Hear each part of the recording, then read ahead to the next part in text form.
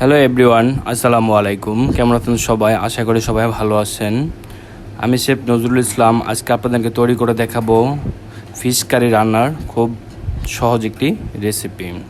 আমি প্রথমে এখানে কিছু পেঁয়াজ কেটে নিব। আমি এখানে 500 গ্রাম পেঁয়াজ নিয়েছি। পেঁয়াজগুলোকে এবার সুন্দর করে আপনারা দা বটি এবং ছুরি দিয়ে যেভাবে পারেন সেভাবে কেটে নেবেন। তারপর কিছু কাঁচামরিচ নিয়েছি আমি এখানে। কাঁচামরিচগুলো আমি কেটে কেটে নিচ্ছি। আপনারা চাইলে বটি দিয়ে বা দা দিয়ে কেটে নিতে পারেন। তারপর নিচ্ছি আমি এখানে টমেটোগুলোকে ছোট ছোট করে কেটে নিব। আজকে যে রেসিপিটি আমি তৈরি করে দেখাবো আপনাদেরকে, এভাবে আপনারা তৈরি করলে অবশ্যই সবাই এই রেসিপিটি ফলো করবে এবং সবাই আপনার প্রশংসা করবে। চুলে একটি কড়াই বসে দিয়েছি। কড়াইতে আমি দিয়ে দিব তেল 1 কাপ পরিমাণ। আমি এখানে 1.5 কেজি মাছ রান্না করব। 1.5 কেজি মাছের জন্য আমি এখানে নিয়েছি 1 কাপ তেল। তারপরে আমি এখানে দিয়েছি 500 গ্রামের মতো পেঁয়াজ কুচি। পেঁয়াজটা নরম হয়ে আসা পর্যন্ত আমি একটু সময় অপেক্ষা করব এবং নাড়তে থাকব। যখন পেঁয়াজ একটু নরম হয়ে আসবে তখন আমি এখানে টমেটোগুলো অ্যাড করে দিব। টমেটোগুলো অ্যাড করে দিয়ে আমি আরও কিছু সময় নাড়তে থাকব। যখন পেঁয়াজগুলো একটু ব্রাউন কালার চলে আসবে তখন আমি এখানে অ্যাড করে দিব মরিচের গুঁড়া। দেখতে পাচ্ছেন এরকম একটু ব্রাউন কালার চলে আসবে তখনই আপনারা এখানে মরিচের গুঁড়া অ্যাড করে দিবেন। আমি এখানে দিয়েছি 1 টেবিল চামচ মরিচের গুঁড়া। আপনারা যদি স্পাইসি বেশি খেতে চান তাহলে সেক্ষেত্রে একটু মরিচের গুঁড়া বাড়িয়ে দেবেন। তারপরে এখানে আমি অ্যাড করে দিলাম 1 টেবিল চামচ হলুদের গুঁড়া। আপনারা যার মতো করে হলুদ এবং মরিচটা অ্যাড করে নেবেন। হলুদ এবং মরিচ অ্যাড করে আমি একটু সময় ভেজে নিব। 2 মিনিটের মতো আমি এখানে একটু নেড়ে চেড়ে নিচ্ছি।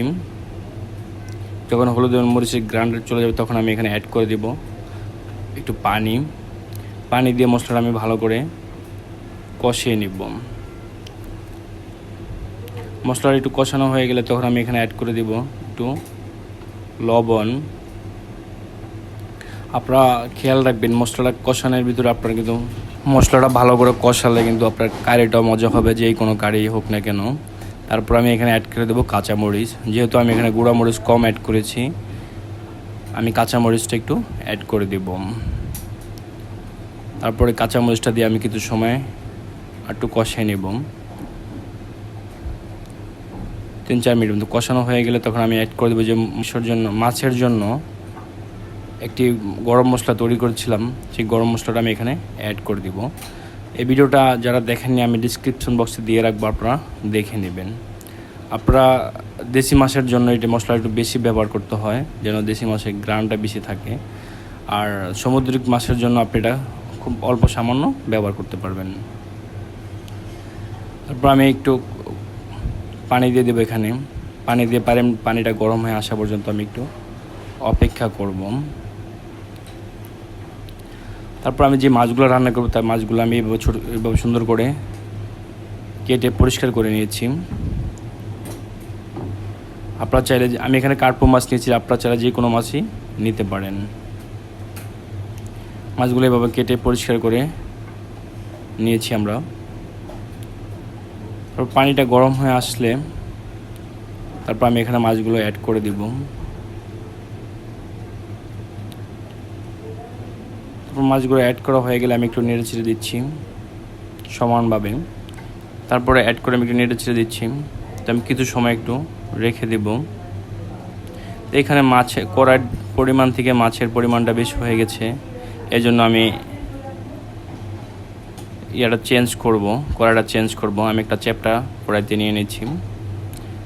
যেহেতু মাছগুলো বড় বড় অংশ, না হলে কিন্তু মাছগুলো ছোটো কড়াইতে রাখলে মাছগুলো সব গুঁড়া গুঁড়া হয়ে যাবে, সেজন্য আমি একটা চ্যাপটা কড়াইতে নিয়ে নিয়েছি। তারপর কিছু সময় আমি একটু মাছগুলোকে কষিয়ে নেব। আমি একটা ঢাকনা দিয়ে দিচ্ছি এই মুহূর্তে।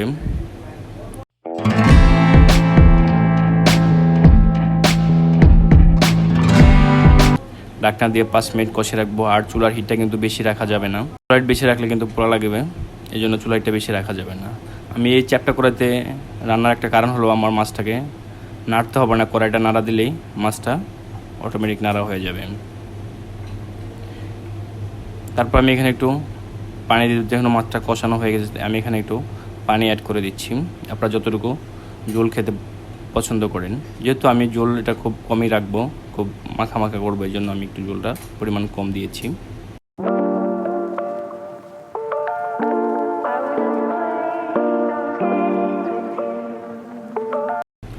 তারপরে আমি এখন 5 মিনিটের মতো রান্না করব, যেই ঝোল দিয়েছে সে। তো দেখতে পাচ্ছেন 5 মিনিট পরে হয়ে গেল আজকের ফিশ কারি, খুব সহজেই এবং সুন্দরভাবে। আমি যে গরম মশলাটা তৈরি করছি, গরম মশলা দিয়ে আপনারা তৈরি করলে বাসা বাড়িতে সবাই আপনার প্রশংসা করবে এবং খেতেও অনেক সুস্বাদু লাগবে। দেখতে পাচ্ছেন মাছগুলো একটা মাছও কিন্তু ভাঙে নেই, সবগুলো মাছই আস্তে আস্তে রয়েছে।